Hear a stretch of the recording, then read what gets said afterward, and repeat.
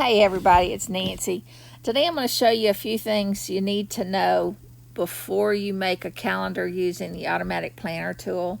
Now these are not mandatory, but I'm promising you it will make your life so much easier if you know it before you get a whole bunch of these things made, because I've been doing this for like 3 years or 2.5 years, and I am just now getting around to doing it consistently so that I know what's going on. Because I promise you, I'm going to give you things that'll make your life a whole lot easier in the long run. First of all, we're going to be making paper templates.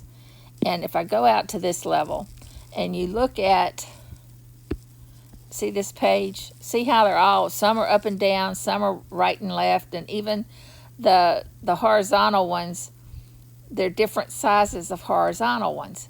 And I didn't understand what was going on there. I just didn't. I literally just found out that what you see here is the first page of the document or the last page you were on. You know, if you tell it to show the first page, then that's what, if you say it has a cover, and then let me see if I can go there and show you what I'm talking about. And that just bothers me. If I go back to my here and see it has cover, that right there. If that's not turned on, then you will see the last page that you left, or that last page you modified. But this way, I know that if I have a first page and it's exactly the size that I want it, then it's going to show up good on that first top desk, okay? So I'll show you how to create all the documents the same size in just a second. But first I want to show you the symbols. What I would do, and I have learned the hard way, I've done it wrong 2.5 years, and now I've got a bunch of stuff that is basically useless. I'm gonna show you this folder right here.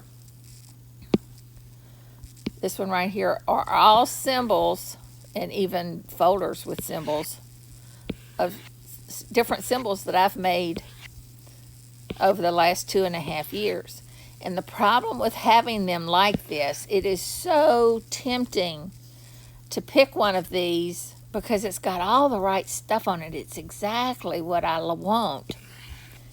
But the problem is, once you get into that automatic generator and you pick one of these, I guarantee you 99% of the time it's going to be wrong, and there's no controlling it. Once you've got that symbol, you know, you'd have to come back out and either fix it or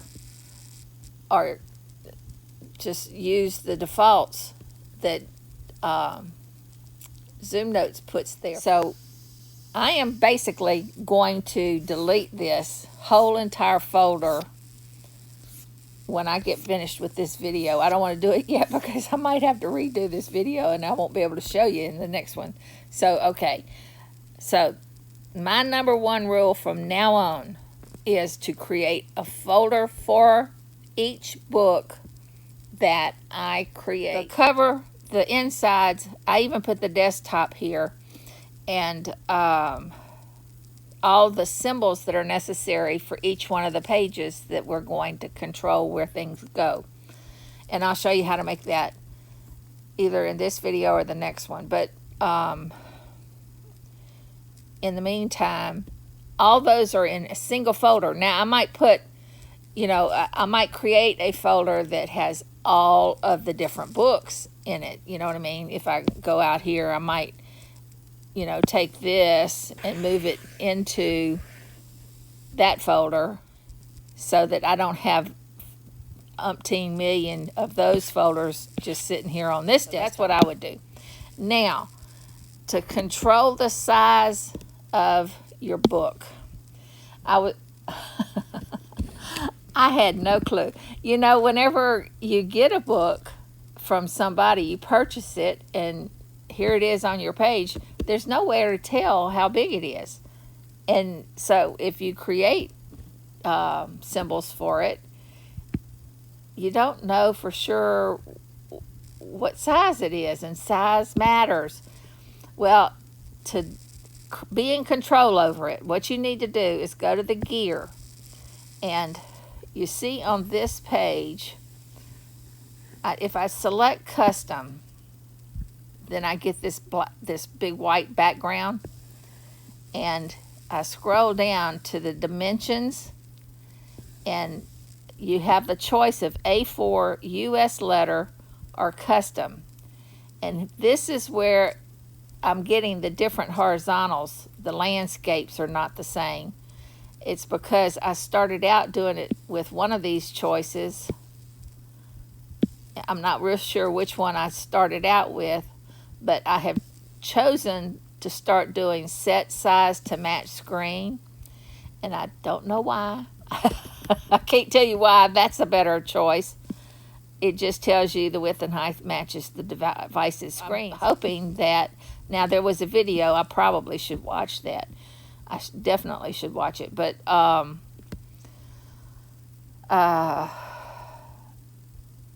that way, I think, well, I'm not going to guess. I'm going to watch the video. Y'all watch the video too. If you choose set size to match screen and select that, then it set the paper size to the size of your device's screen. So that's where the 153 by 203 have come from. They're the size of a standard iPad screen. So that's a good way of getting a page that will pretty much fill the whole of your iPad screen. Okay, so there you go. He says basically the same thing he said in the text. It will make it fit the iPad screen. But, I mean, I thought the others did too. I don't understand it. I just know that that's what's controlling my other pages, and that's what's controlling my symbols. So I want to start being consistent about it. So what I do now is, if I'm going to make a desktop, I will always come here and change it to custom and set size to match. Then I can come and pull in an image that I want to use as my background. Let me find something. If I go to any picture, you know, it doesn't have to be a desktop, obviously. Let me see if I search on background.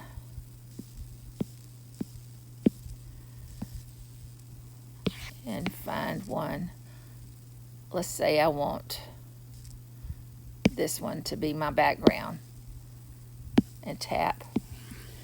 What I'll do is take that one now and drag it to the size of the white area. Now that has a white edge to it, which I don't love that. Let me go to transparency and get rid of that. And do save. Now I can see what is the edge of the paper. And I'm going to make it fit inside that white space. Now I know that this is a screen size, and I need to, when I save it, watch, now I'm going to,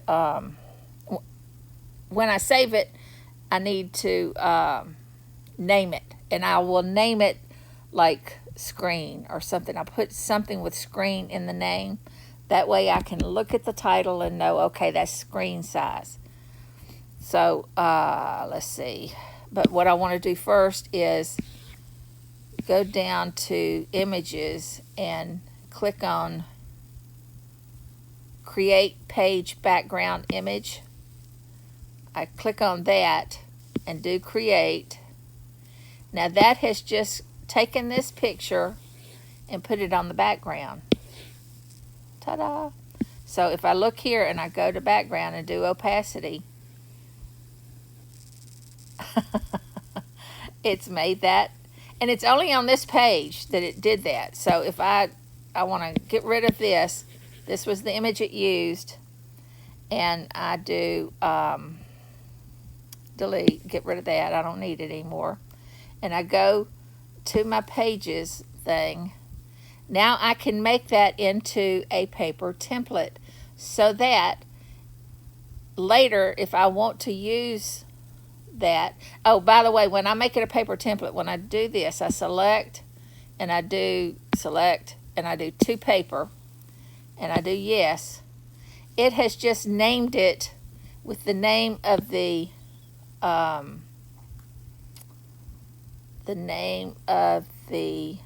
document that I'm using. So that is an idea, so that you don't have to keep renaming things with horizontal. Create a document. That's a good idea. I'm glad I thought of that. Create a document that's got the screen inside. So let me show you what I'm talking about. I know it's hard to see. If I look at the name of this, what? Okay, video screen. And that's the size. So I've already done that. If I go now and I go out to the desktop and I look at templates, the top right corner templates, and up on paper, see down at the bottom, it says video screen. So I can say by looking at that screen is the size of it. So I've created a template for this. Now when I go to the here, let's see, I go to the plus sign, I go to create document, I go to custom, and I go to has cover. I can go to the paper templates and look to see which one I want to use.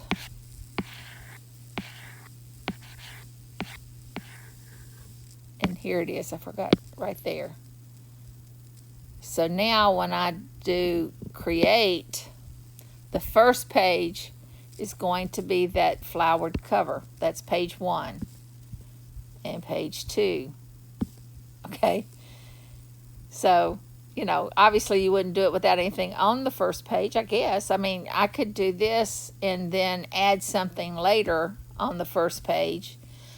You know, it's not critical.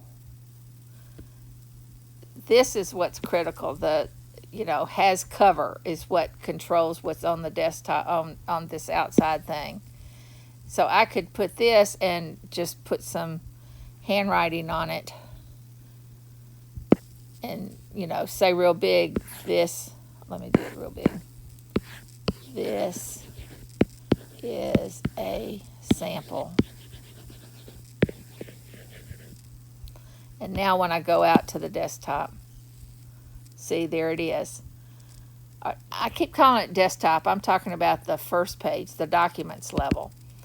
Okay, I think that's enough to talk about today. I think we'll be able to roll now with the other video that will show how to create a document, I think.